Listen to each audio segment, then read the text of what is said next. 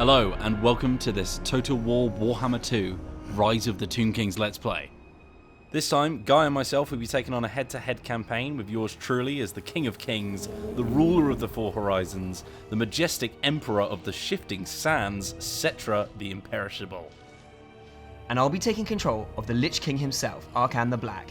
As it's a head-to-head campaign, we'll be able to take over the AI to cause maximum grief for each other in their key battles. Wheelz and I will be racing for 5 of the Books of Magosh we need to finish the Tomb Kings campaign, so there should be lots of opportunities to foil each other's plans.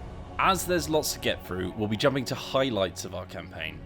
Both the Tomb King legendary lords that we'll be playing as start their campaign in the deserts of the Southlands. Most notably, Settra starts in the once great capital of Nehekhara, Khemri. The first point of interest is at turn 6, where I was given a tough choice between a few hero characters. I could recruit, or I could get a cash sum of 3.5 big ones. Money is hard to come by in the Tomb Kings campaign, but I elected to go for the Necrotect, and you're about to find out why. The Necrotect's forte is strengthening the incredibly powerful late game construct unit type that the Tomb Kings have access to. Although I don't have many of those at my disposal yet, the Necrotect's going to serve another function for me. By performing an action with a Necrotect hero, I can unlock the Great Incantation of Petra, one of the 4 new rites of the Tomb Kings. This allows me to instantly establish a level 3 settlement for the cost of a 4,000 gold rite.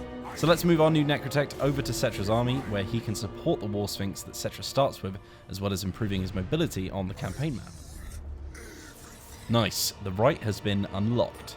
Let's pay that 4,000 gold and get ourselves a new settlement. Fast forward a couple of turns and we can move Petra's Necrotect into Zandri. This not only gives us early access to some higher tiered buildings, but it also paves the way for new trade routes across the seas.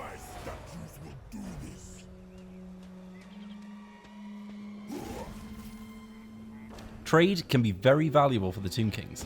Not only does it provide another source of income for their weaker economy, but it also gives access to the various trading resources across the map that can be used to craft new items such as armor, weapons, and enchanted items in the Mortuary Cult.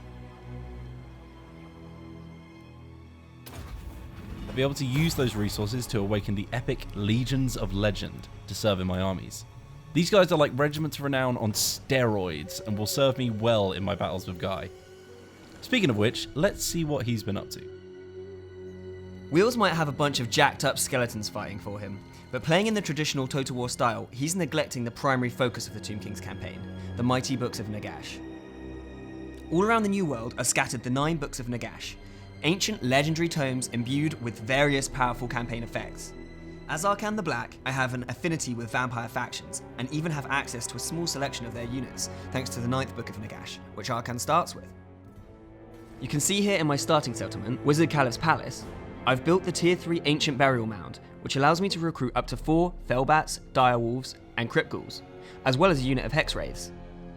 As touched on by Wheelz, the Tomb King's economy works very differently to all the other races in the game. It can be a struggle to rack up serious money, but this is a small trade-off because the Tomb Kings do not pay recruitment or upkeep costs. Instead, every recruitment building will increase the maximum amount of that type of unit that you can field. The only exception being Skeleton Warriors and Spearmen. These cannon fodder units are extremely fragile but can be pumped out en masse. So far, I've not done a whole lot of conquering, but I have been crushing the neighbouring Bretonnians and making an initial move south by taking the Arabian city of El Caliban.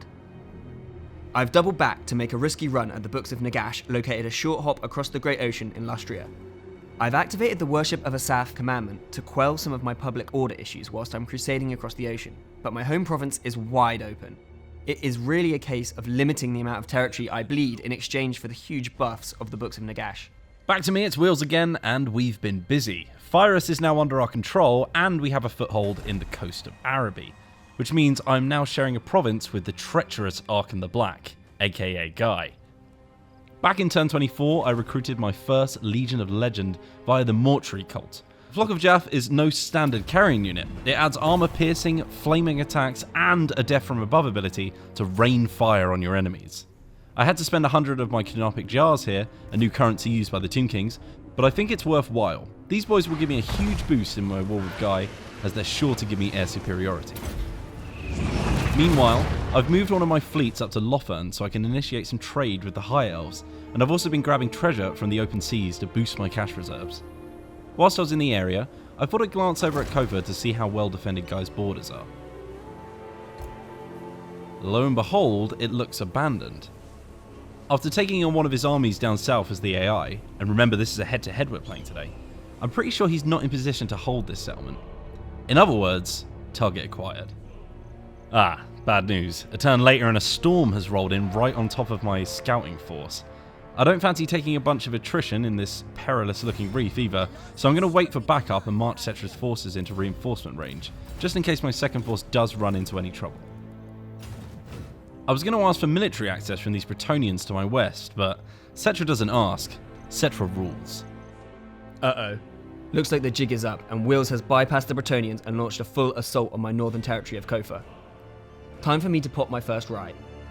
The Great Incantation of Qatar will unleash a nasty attrition-causing sandstorm on all my territories, and should slow down Wheelz until I can muster some defensive forces.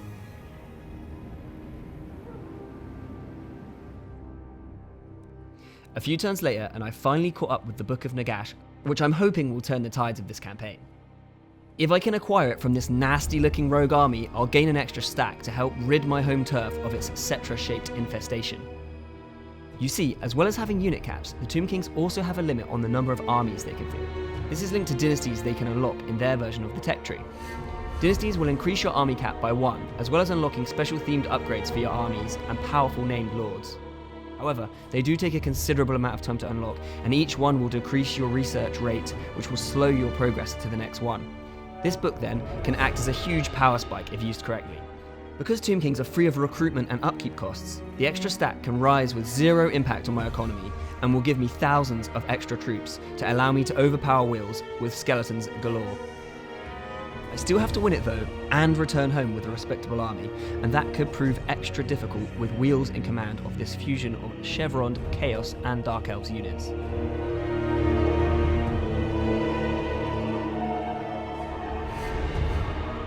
Well, the book is mine thanks to my new favourite unit in the game, the Tomb Scorpion.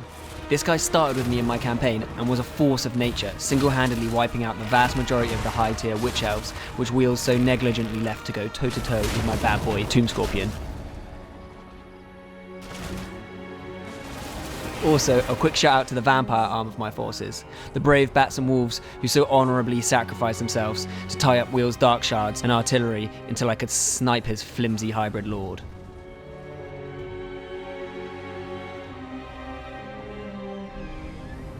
Oh, I've had no luck with this weather.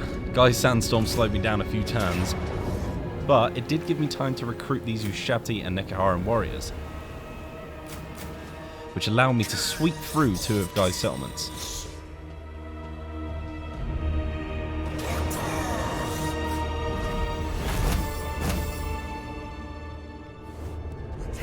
I've decided to go straight for the jugular and pounce on his capital. I know he was off gallivanting in Lustria, and I took a big chunk out of his primary forces over there, despite his victory. And I think I've been too quick for him to recover from that. Let's rewind a few turns, because Wheelz is in for a bit of a surprise. Using the Incantation of Tohoth allowed me to recruit a powerful Casket of Souls unit, and also granted me +3 Lord Recruit rank, as well as +2 Unit Recruit rank. After my costly battle with the rogue army protecting the Book of Magosh, I folded my tattered second stack into Arkhan's main forces, meaning when my second dynasty finally finished researching, I had a total of 3 lords to recruit back home and 2 regions worth of local recruitment, churning out many, many skellies.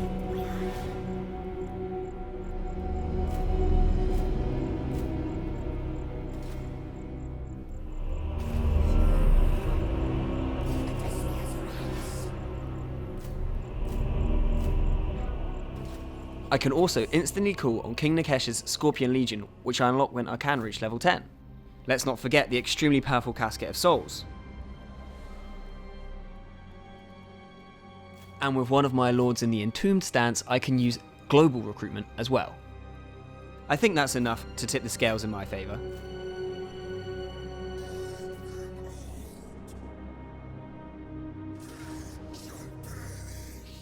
The fool has fallen into my trap.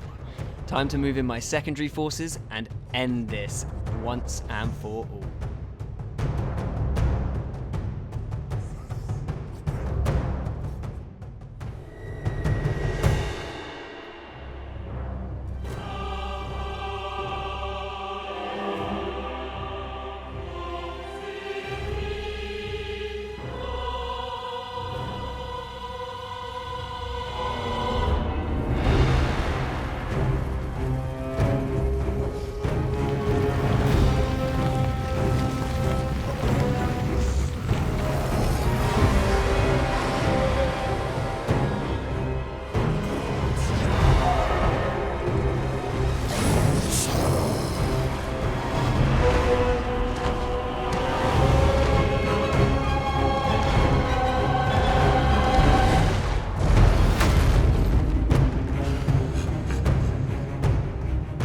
Thanks for watching, and I hope you've enjoyed this head-to-head Rise of the Tomb Kings Let's Play.